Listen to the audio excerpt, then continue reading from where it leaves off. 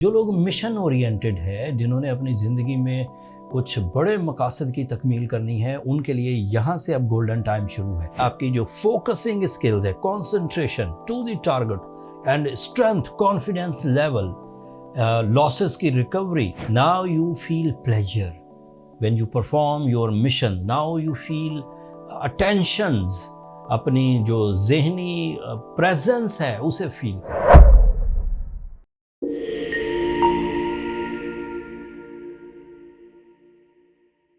अस्सलाम वालेकुम मेरीज, मैं हारिस अज़मी प्रोफेशनल एस्ट्रोलॉजर आपकी खिदमत में हाजिर हूँ इस हफ्ते की एस्ट्रोलॉजिकल रिसर्चेस के साथ।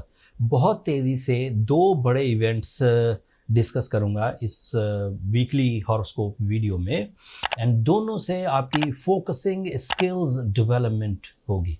जो लोग मिशन ओरिएंटेड है, जिन्होंने अपनी ज़िंदगी में कुछ बड़े मकासद की तकमील करनी है, उनके लिए यहाँ से अब गोल्डन टाइम शुरू है। 16 तारीख से 16 अक्टूबर सो ऑन 22 तारीख तक दो इवेंट है और सेम डे को है। पूरा हफ्ता पिछले हफ्ते का ही तसलसल रहेगा, एक ग्रहण होके हटेगा। ये वीडियो ग्रहण से पहले ही मिल जाएगी, हालांकि ग्रहण हम पिछली वीडियो में डिस्कस कर चुके हैं।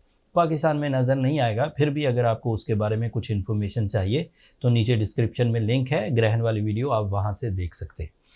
16 तारीख, 17, 18, 19 ये सब ऐसे ही गुजरेंगी। 22 तारीख को सूरज स्कॉर्पियो एंगल पर चला जाएगा और उस स्कॉर्पियो एंगल का आपकी ज़ात से गहरा ताल्लुक है। Scorpio and Aries both are under Mars nature, okay.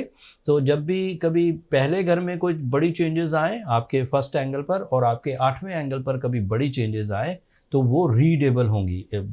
बड़े प्लैनेट्स आए तो वो रीडेबल चेंजेस लाएंगे। सूरज 8th एंगल पर फ्रेंडली होता है। इसके फ्रेंडली इम्पैक्ट से आपकी जो फोकसिंग स्किल्स है, concentration to the target and strength, confidence level, losses की रिकवरी, डैमेजेस को रिपेयर करना, ये सब का सब आपको 22 तारीख से मिलना शुरू हो जाएगा एंड सो ऑन। इसके इम्पैक्ट्स आना शुरू हो जाएंगे। इसके बाद आप मोटिवेटेड भी होंगे, सक्सेस की अपॉर्चुनिटीज़ दिखना शुरू होंगी।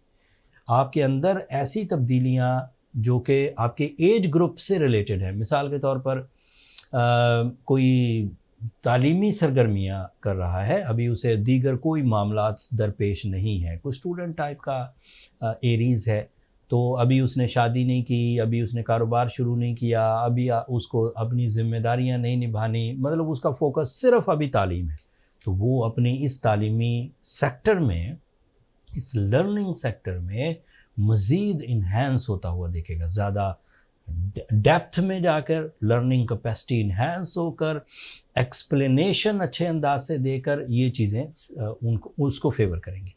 बट बात सिर्फ स्टूडेंट एक्टिविटीज़ तक ख़त्म नहीं है। कोई मोटिवेशन किसी आदमी को दोहरे सोर्स ऑफ इनकम की तरफ ले जा सकती है। कोई मोटिवेशन इंसान को अपने अंदर की खराबियों को दूर करने, अपने लॉसेस को रिकवर करने की तरफ लेकर जा सकती है। ओवर एक्साइटमेंट भी आएगी, मतलब काम करने में जज्बा कम नहीं होगा। आपको हालात साजगार मिलें, आपको गवर्नमेंट की पॉलिसी साजगार मिलें या ना मिलें, आपको अपनी सेहत का साथ मिले या ना मिले, लेकिन उसके बावजूद आपका माइंड जो है वो अपने टारगेट्स को क्लिक करने के लिए, अचीव करने के लिए तैयार रहेगा। ये एक चेंज है। अभी इसकी दूसरा सेक्टर सुने। इसी 22 तारीख को मरकरी भी आपके 8th एंगल पर आ जाएगा एंड पिछले हफ्तों से 13 अक्टूबर से मार्स आपका रूलिंग प्लैनेट भी इसी 8th एंगल पर है। तो it is a combination of 3 planets जो मेजर चेंजेस के लिए इस वक्त आपको फ्यूलिंग दे रही है। अब आप ये बात जहन में रखिए कि इस वक्त महवर आपका सारा जो प्लैनेट्स का है वो आपका 8th एंगल बना हुआ है। तो लॉस रिकवर होंगे, ये एक पहलू है। आदतें बुरी ख़त्म होंगी, ये दूसरा पहलू है। फोकस रहेंगे, ये तीसरा पहलू है। हाईली मोटिवेटेड रहेंगे, ये चौथा पहलू है। आपके अंदर extra patience and over excitement पैदा होगी, ये उसका चौथा पहलू है। आपके अंदर लर्निंग कैपेसिटी इंक्रीज़ कर जाएगी, ये उसका 5वां पहलू है। आप अपनी ज़ात से, अपने कॉन्फिडेंस एंड ब्रेवरी से दूसरे लोगों को हेल्प आउट करेंगे, ये उसका 5वां पहलू है। आप अपनी ज़ात में लीडरशिप एंड डोमिनेटिंग स्किल्स देखेंगे, ये उसका 6ठा पहलू है। इन 6 सेक्टर से जो चीज़ें तो मैंने आपको बताई कि आप ये कर सकते हैं, ये तो आप करेंगे ही करेंगे, ये तो फ्यूल है, कॉमन फ्यूल है, अफेक्टिव है, लॉन्ग लास्टिंग है। बट इसकी तरफ से आप दीगर अपने एजेंडा ऑफ लाइफ, जैसे आप किसी कंपटीशन को विन करना चाहते थे और आपसे हो नहीं रहा था, बट अब आपके अंदर कॉन्फिडेंस है, सोलर सपोर्ट है, नेचुरल स्किल्स हैं, कॉन्फिडेंस लेवल है, अब आप कर जाएंगे। तो ये उसके एक इनडायरेक्ट एडवांटेजेस हो गए। आप किसी से अपना हक नहीं मांग पा रहे थे, अब मांग पाएंगे। आप अपने लॉसेस की रिकवरी के लिए करेज नहीं रखते थे, आप डरे हुए थे, या आप फील कर रहे थे कि मैं इनफ एबिलिटी नहीं रखता इस मामले को हल करने की। Now this is a time जब आप अपने अंदर ये फील करेंगे कि you are on maximum of your natural abilities. इसके और भी बहुत सारे एडवांटेज, जैसे मल्टीटास्किंग, जैसे कैरियर ओरिएंटेड अचीवमेंट, जैसे जॉब सेक्टर में अचीव करना, जैसे फाइनेंशियल स्टेबिलिटी, जैसे घर की जिम्मेदारियां निभाने की ताकत, जैसे एक से ज़्यादा कामों के आगाज़ करने का टाइम है ये। एंड इसके अलावा आपको अब कंप्लेन लेवल्स कम होंगे। आप हर वक्त शिकायत में थे, सियासत ठीक नहीं चल रही, फलाने को पकड़ लिया है, फलाने को छोड़ दिया। तो ये जो कंप्लेनिंग्स हैं ये आपको अपने इरादों से डीफोकस करती। अब उनका काउंटर आ गया। Now you feel pleasure when you perform your mission. Now you feel attentions, अपनी जो जहनी प्रेजेंस है उसे फील करेंगे। अब इस फीलिंग में ज़्यादातर जो मार्स से रिलेटेड फील्ड्स हैं वो फ़ायदा उठाएंगे। मार्स से रिलेटेड लैंड्स की फील्ड्स हैं। अगर कोई एरीज लैंड्स के कारोबार में है, चाहे रियल इस्टेट है, चाहे एग्रीकल्चरल एक्टिविटीज़ है, लाइफ स्टॉक है, आयरन लोहे से रिलेटेड कोई फील्ड है, ट्रांसपोर्ट से रिलेटेड कोई फील्ड है, लर्निंग स्किल्स हैं, क्रिएटिव स्किल्स हैं, कंपटीशंस हैं, ट्रेडिंग है, इन सब फील्ड्स के लोग ग्रो करेंगे। एंड इसमें मरकरी और सूरज की आमेजिश, मरकरी मार्स एंड सूरज की आमेजिश मेरिटफुल डिसीजंस आपसे करवाएगी।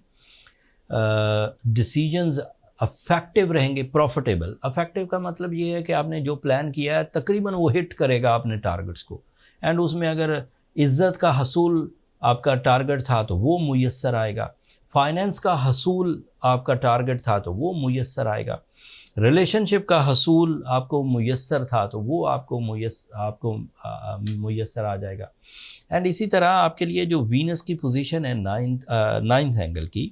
सिक्स्थ एंगल की, वो आपके लिए इमोशनल एंड लव रिलेशंस को भी स्टेबलाइज करेगी। सो Aries, this is the time when you grab your big missions in every sector of your life. अब रोना बंद करिए। वो तमाम चीज़ें जो आपके लिए आपको उलझाती हों, गमगीन करती हों, आपकी आदतों में कमज़ोरी पैदा करती हों, आपकी विल डिक्रीज़ होती हो, आप अवेलेबल रिसोर्सेज को भी सही अंदाज से इस्तेमाल ना कर सक रहे हों, आप अवेलेबल रिलेशंस को भी इंजॉय ना कर पाते हों, आपके बिलीव्स शेक हो रहे हों, या आपका कॉन्फिडेंस डिक्रीज़ हो रहा हो, तो दैट मीन्स कि ये प्लानिटरी डिस्ट्रक्शंस नहीं है।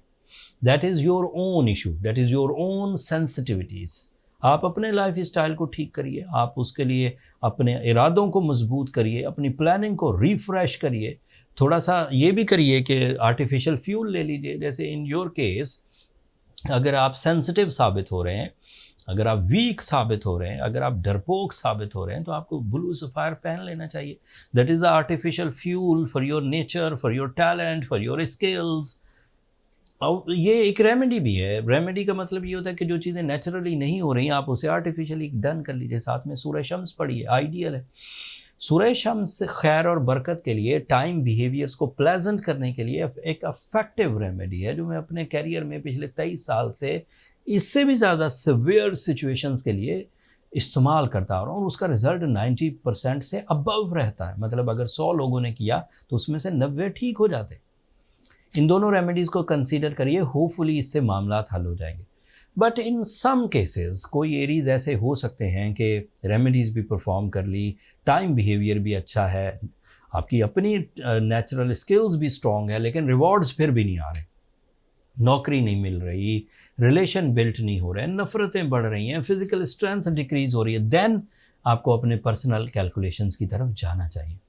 पर्सनल कैलकुलेशन एक डीप डायग्नोसिस मेथड है जो इंडिविजुअल डायग्नोसिस देता है।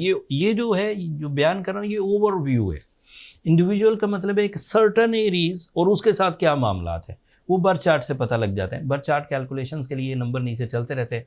अगर इसके लिए आपको मेरी खिदमत चाहिए अपनी कैलकुलेशंस के लिए, तो आप उन नंबरों से अपॉइंटमेंट ले सकते हैं। बट वो फ्री फोरम नहीं है, that is a commercial forum, and उसमें हमें आपकी date of birth, time and place of birth चाहिए होता है, कैलकुलेशन पूरी हो जाएंगी।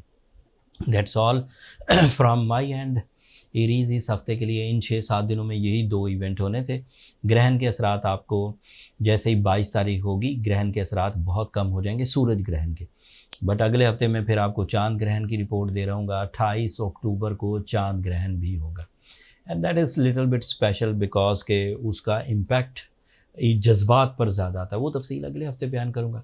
अब तब तक के लिए मुझे इजाज़त दीजिए। अगर मेरी ये गिवन इन्फॉर्मेशन आपको टाइम बिहेवियर समझने में मदद दे रही हो, अगर ये एस्ट्रोलॉजिकल रिपोर्ट आपको अपने डिसीजन लेने में मदद दे रही हो, तो अपनी दुआओं में मुझे और मेरी टीम को ज़रूर याद रखिएगा। चैनल को सब्सक्राइब करना मत भूलिएगा। एरीज, आप लोगों की सब्सक्रिप्शन हमारी हौसला अफजाई की वजह बनती है। अगले हफ्ते तक के लिए अल्लाह निगहबान।